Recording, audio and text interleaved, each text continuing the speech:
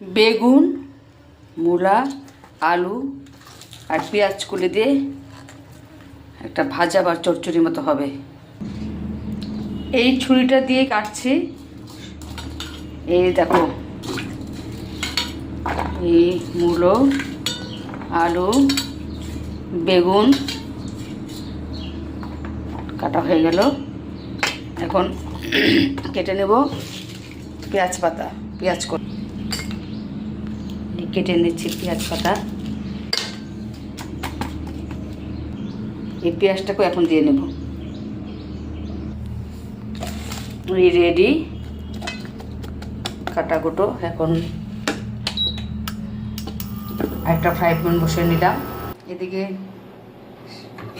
শাক নামানো হয়ে গেছে, পরে ঢেলে নিব। দুটো কাঁচা লঙ্কা চিড়ে দিয়েছি, আর একটা দিয়ে দিব। তাওয়া গরম হচ্ছে। ধনে পাতা ভিজে রেখেছি, এখন দিয়ে নেব একটু সর্ষের তেল।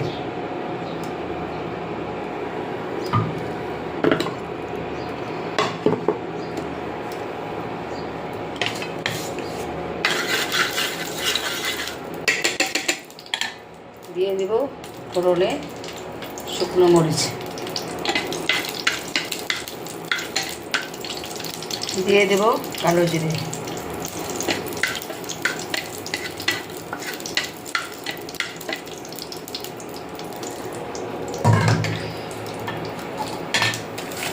এখন সবজিগুলো ছেড়ে দেবো একটু ভাজা ভাজা হয়ে গেলে। ইন্ডাকশনের রান্না গরমটা পট করে বোঝা যায় না।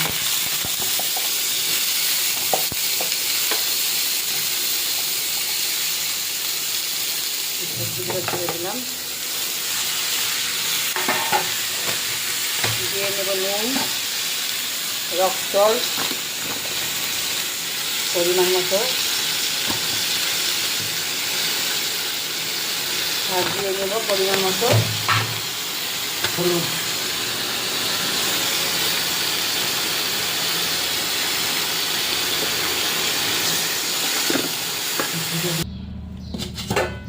চাপা দিয়ে দিলাম ঢেকে।